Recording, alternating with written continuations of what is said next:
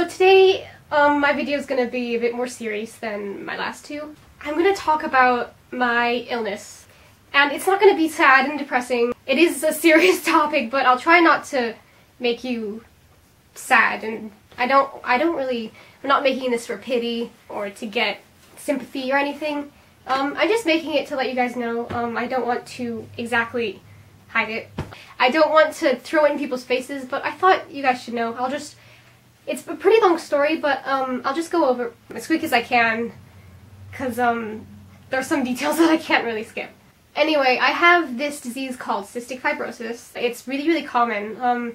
1 in 2,500 people have it, and it basically makes your mucous membranes go nuts. To put it simply, your genes change, and your mucous membranes secrete lots of mucus and really, really thick stuff. I know that sounds gross. I'm sorry if I grossed you out, but that's what happens. I can't describe it any other way. So it mainly affects people's lungs, their sinuses, liver, spleen, digestive tract, and your pancreas. Because it messes up with your digestive system and your lungs, you burn tons and tons of calories just by sleeping or sitting down. We probably burn twice as much calories sitting down as a regular person, normal person would. So we don't get as much nutrition and calories as we need. It basically, you don't grow as much unless you have a killer appetite. Then you're gonna be short. Because I have a friend who has cystic fibrosis, and she's the same size as I am. And she's 18 as well. I was diagnosed at 3 after going to tons and tons of doctors, and they finally figured out it wasn't allergies. I was diagnosed at 3. And I did really, really well up until about 7th grade. I mean, I was really active. I played soccer, I did taekwondo, I did PE with everyone else, and I ran the miles that we had to run, and I ran them pretty quick for someone with my disease. And then in 7th grade, I was admitted to the hospital for the very first time. And all the nurses were like, wow, this is the first time you've been admitted? That's great. Most of the kids with CF have been admitted like every year for most of their lives. And I was thinking, well, this is good. I'm gonna do really well with this disease, and I'm gonna be spiffing. And so, but after my hospital admission, my health kind of just went downhill really, really fast.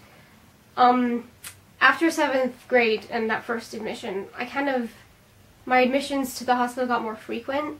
Well, by my sophomore year in high school, but I was on IV antibiotics at home every 2 months, basically. It was my freshman year when my doctor at UC Davis recommended that I get listed for a lung transplant, and that news was really, really stressful, and it came as a shock because I thought I was doing extremely well because I was still able to do most physical exercise and stuff.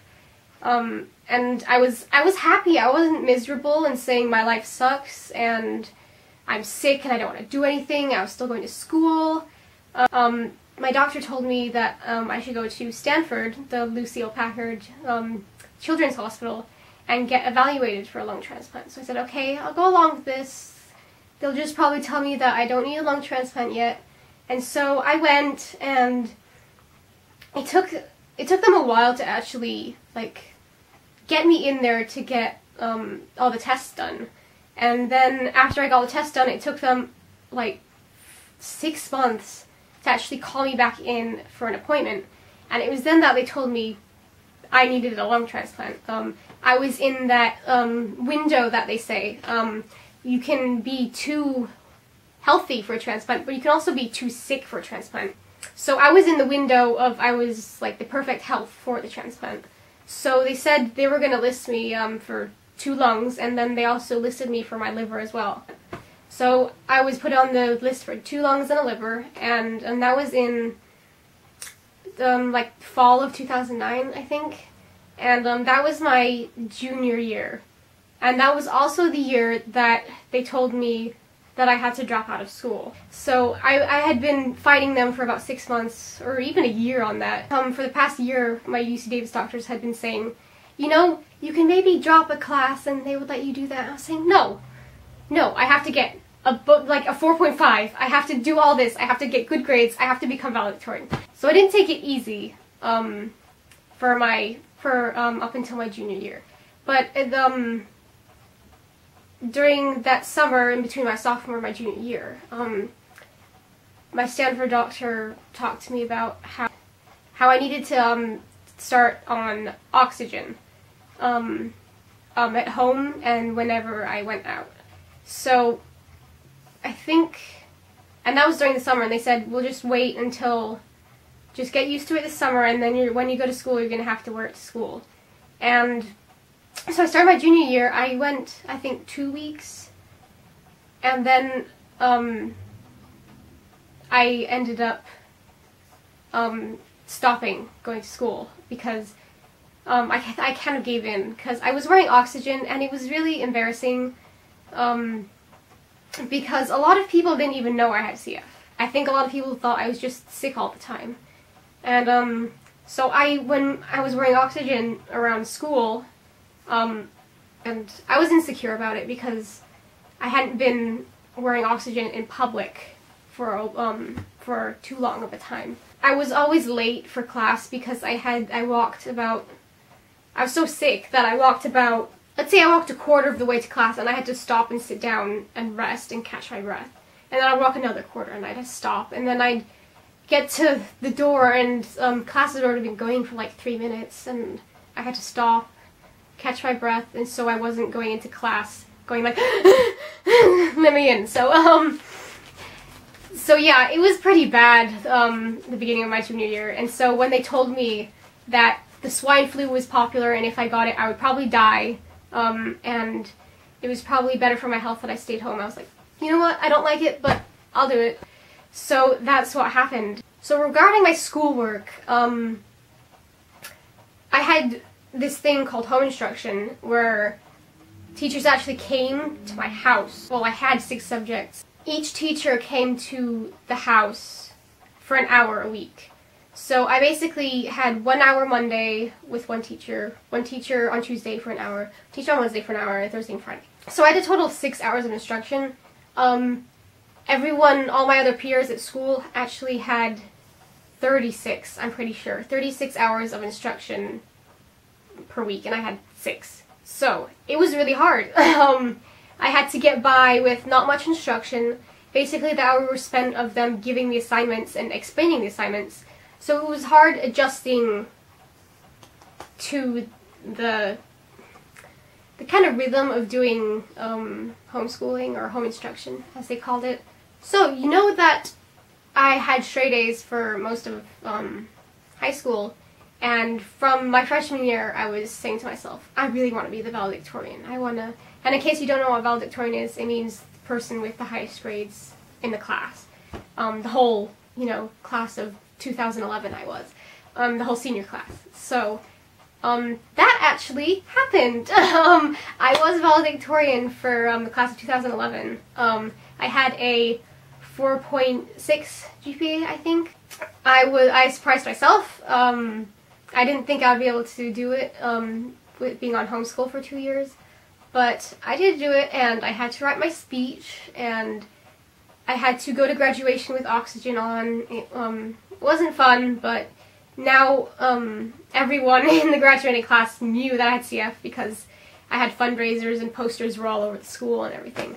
So I had to write a speech and say a speech in front of tons of people. So here's my plaque, in case you didn't believe me that I was valedictorian. See, I'm blocking out the high school name because I'd rather strangers not know exactly where I live. Oh, I don't know if you can see. It says valedictorian 2011, Emma Green, and that is me. So after I graduated, I was basically just waiting for my transplant, and I was really hoping I would get it in time so I could go to college in 2012. So after I graduated, I was pretty miserable. I had nothing to do. I didn't have enough energy to, experience the summer, like go out to theme parks and water parks and go to the beach and everything. So I was really miserable. I basically stayed inside all the time. I was on oxygen 24/7. All I did was basically lay on the sofa and watch TV. At one point, it was if I had to go out, I had to be taken out in a wheelchair, and that was not fun either.